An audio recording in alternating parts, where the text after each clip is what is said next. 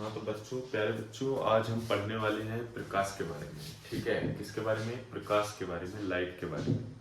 तो शुरू करते हैं बिना बकवास के। तो देखिए, लाइट जो होती है ना, प्रकाश जो होता है, प्रकाश की द्वैध प्रकृति पाई जाती है।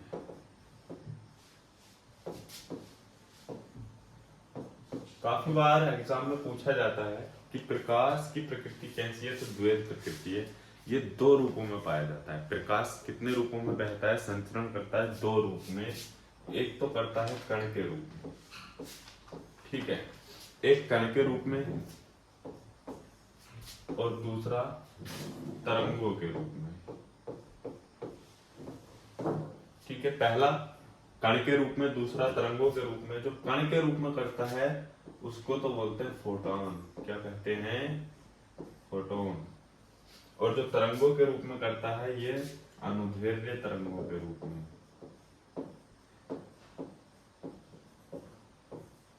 ठीक है, प्रकाश जो है वो द्वैध प्रकृति दर्शाता है। कण के रूप में भी चलता है, कण को कहा जाता है फोटोन, और तरंगों के रूप में चलता है कौन सी? अनुदैर्ध्य तरंगों के रूप में।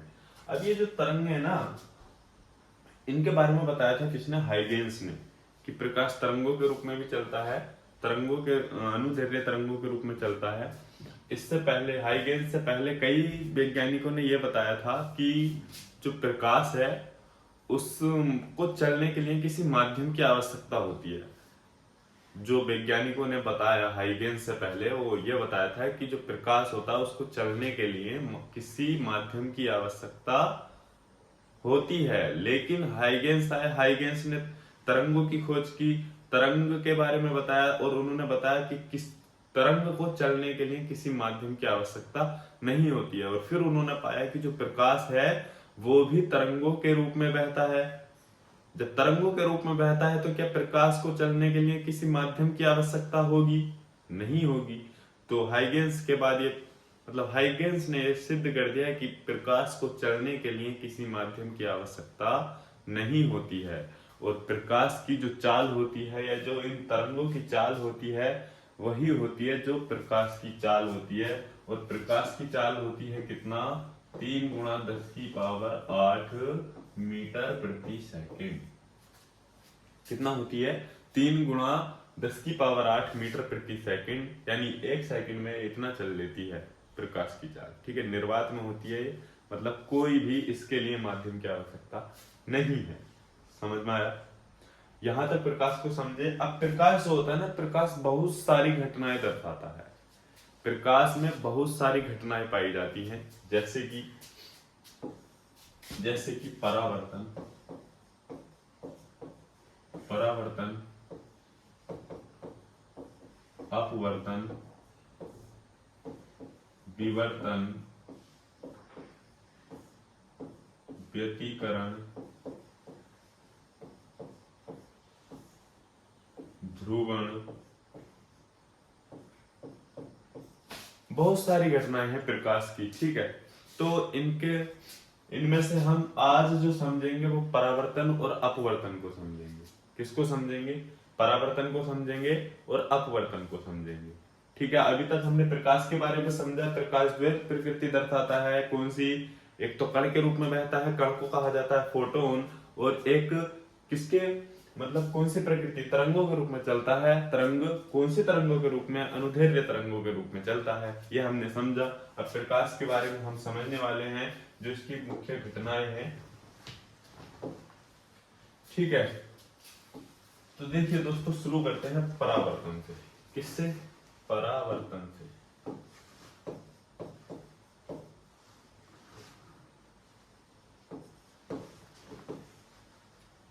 कुछ गलत हो गया, चलिए कोई बात नहीं। परावर्तन, ठीक है, परावर्तन से शुरू करते हैं।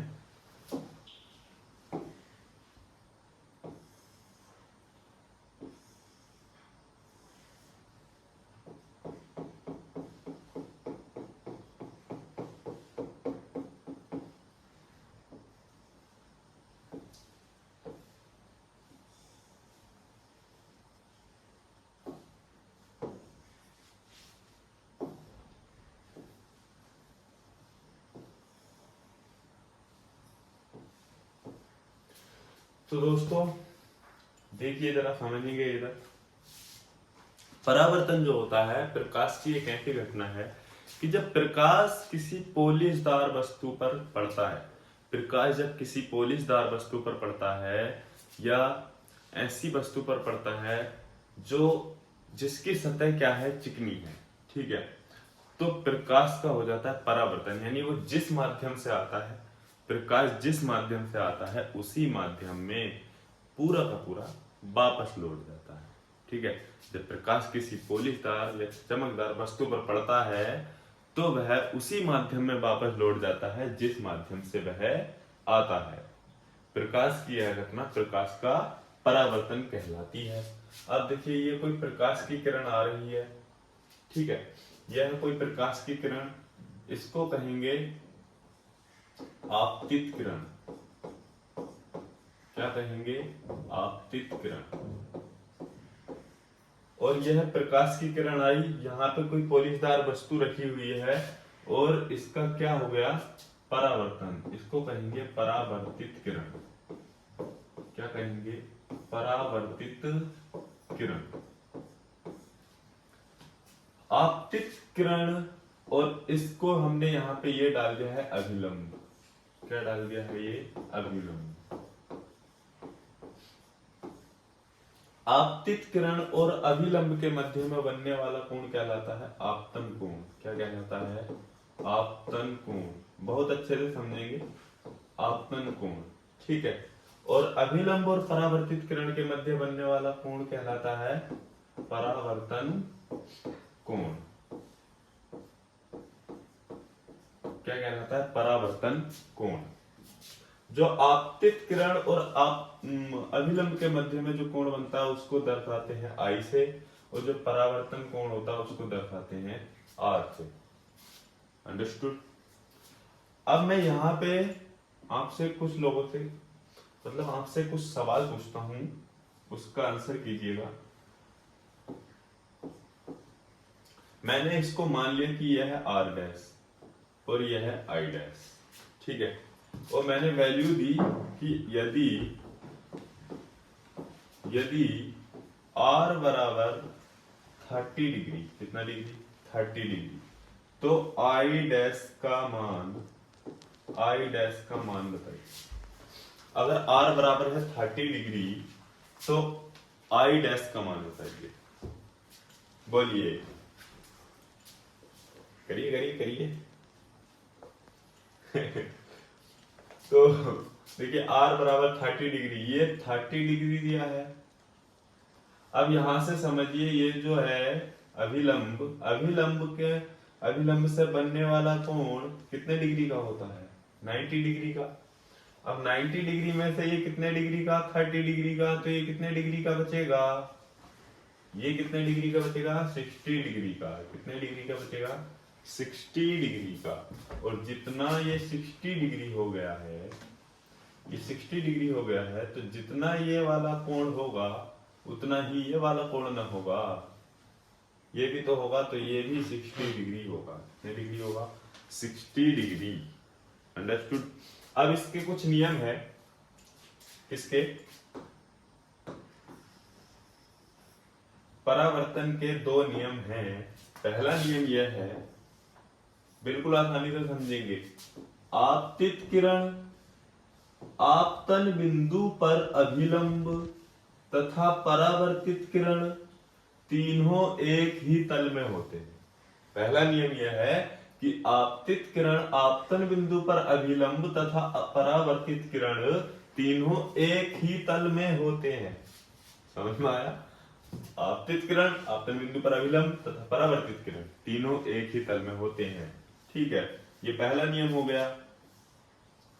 दूसरा नियम यह है कि अपवर्तन कोण का मान सदैव परावर्तन कोण के मान के क्या होता है? बराबर होता है, ठीक है। अपवर्तन कोण का मान सदैव परावर्तन कोण के मान के क्या होता है? बराबर होता है, ठीक है। चलिए बढ़ते हैं कौन सी घटना के लिए? प्रकाश की अब दूसरी घटना पढ़ते हैं हम, अपवर्तन। क्या पढ़ देंगे आप? अपवर्तन। ठीक है, तो देखिए अपवर्तन क्या होता है।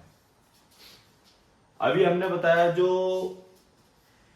अगर कोई वस्तु पर, ऐसी वस्तु पर प्रकाश पड़ता है जो क्या है, चमकदार है और पोलिशदार है, तो उससे टकराकर तो क्या होता है, पूरा का पूरा प्रकाश क्या हो जाता है, वापस उसी माध्यम में लौट जाता है जिस माध्यम से आता है।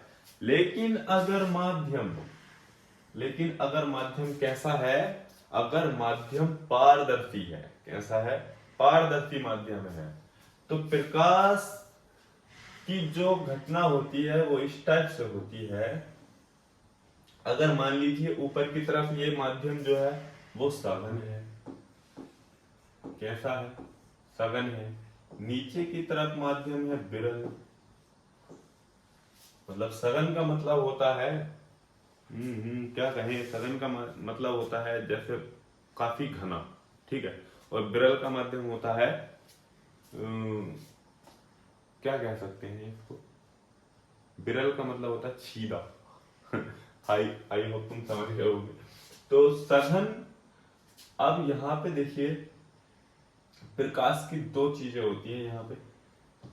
एक तो सघन माध्यम में जब ये आएगा, प्रकाश जब सघन माध्यम से आएगा तो ये जो यहाँ पे मतलब ये तो पारदर्शी है, तो प्रकाश की कुछ मात्रा इस माध्यम को पार करके नीचे की तरफ जाएगी। तो जब नीचे की तरफ जाएगी, अगर ये सघन से विरल की ओर आ रहा है, सघन से विरल की ओर आ रहा है, तो यह अभिलंब से थोड़ा दूर हट जाएगा, ठीक है। और दूसरी कंडीशन ये होती है कि अगर ये विरल से किधर की तरफ जा रहा है, विरल से जा रहा है ये सघन की ओर, विरल माध्यम से जा रहा है सघन माध्यम की ओर, तो ये अभिलंब की ओर झुक जाता है। प्रकाश अगर सघन माध्यम से, जैसे कि मान लीजिए सघन माध्यम है द्रव, अगर पानी से वायु में जाए, विरल वायु, ठीक है।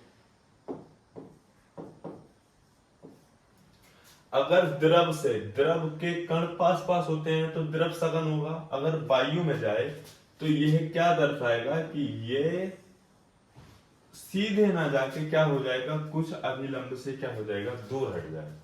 और अगर मान लीजिए ये वायु से प्रवेश करे कांच में, वायु से प्रवेश करे कांच में, तो ये क्या होता है, अभिलंब की ओर झुक जाता है। समझ में आया? यह है प्रकाश का अपवर्तन, कि जब प्रकाश किसी एक माध्यम से किसी दूसरे माध्यम में प्रवेश करता है तो वह या तो अभिलंब की ओर झुक जाता है या अभिलंब से दूर हट जाता है। उसके लिए कंडीशन ये हो गई कि अगर माध्यम वह, अगर प्रकाश सघन माध्यम से विरल माध्यम में जाता है तो प्रकाश अभिलंब से दूर हट जाता है, और अगर प्रकाश कहां से, विरल माध्यम से सघन माध्यम में प्रवेश कर रहा है तो वह अभिलंब की ओर झुक जाएगा। अब इसके कुछ नियम हैं, इन नियम को भी जल्दी से समझ लेते हैं। नियम यह है प्रकाश के अपवर्तन का कि पहला नियम जो है वो यह है, ये वाला जो कोण होगा यह आपतित किरण है, आपतित, और ये जो हुआ यहां पे क्या हुआ, अपवर्तन, तो ये होगी, वो तो परावर्तन में तो थी परावर्तित किरण, लेकिन अपवर्तन में होगी ये अपवर्तित किरण। कौन सी किरण, अपवर्तित किरण। तो पहला नियम तो इसके लिए सेम ही रहेगा, पहला नियम क्या रहेगा इसके लिए, सेम ही रहेगा कि आपतित किरण आपतन बिंदु पर अभिलंब तथा अपवर्तित किरण तीनों एक ही तल में होते हैं, ठीक है, फर्स्ट रूल। सेकंड रूल यह है कि जो आपतित किरण और अभिलंब से बना कोण है आपतन कोण, और ये वाला जो कोण होगा अपवर्तन कोण, आपतन कोण की जया यानी साइन आर, आपतन कोण की जया, जया मतलब साइन, आपतन कोण की जया और परावर्तन कोण की ज्या साइन आर का अनुपात एक नियतांक होता है। दूसरा नियम यह है कि साइन आर बटे साइन आई को सॉरी यहाँ पे आई लिख दिया दोस्तों, sine i upon sine r बराबर होता है एक नियतांक, यानी कि आपतन कोण की जया अपवर्तित कोण की जया का अनुपात एक क्या होता है, नियतांक होता है। इसी को कहते हैं स्नेल का नियम। किसका नियम? स्नेल का नियम। ठीक है। अब ये जो नियतांक है वो पहले माध्यम के सापेक्ष दूसरे माध्यम के लिए होगा। पहले माध्यम के सापेक्ष दूसरे माध्यम के लिए ये जो होता है sine i upon sine r होता है। ठीक है। अब तीसरा नियम ये है, तीसरा नियम अभी मैंने तुमको समझा दिया कि यदि प्रकाश विरल माध्यम से सघन माध्यम में प्रवेश करेगा, यदि प्रकाश विरल माध्यम से सघन माध्यम में प्रवेश करेगा तो वह अभिलंब की ओर झुक जाएगा, और अगर विरल माध्यम से सघन माध्यम से विरल माध्यम की ओर प्रवेश करेगा तो वह अभिलंब से दूर हट जाता है। आई होप आपको ये दोनों टॉपिक समझ में आए होंगे, प्रकाश के दोनों घटनाएं समझ में आई होंगी, परावर्तन और अपवर्तन। अगर आपको समझ में आए हैं तो वीडियो को शेयर कर दीजिएगा और कमेंट लाइक करना ना भूलिएगा और चैनल को सब्सक्राइब करना ना भूलें। मिलते हैं अगली वीडियो में। धन्यवाद।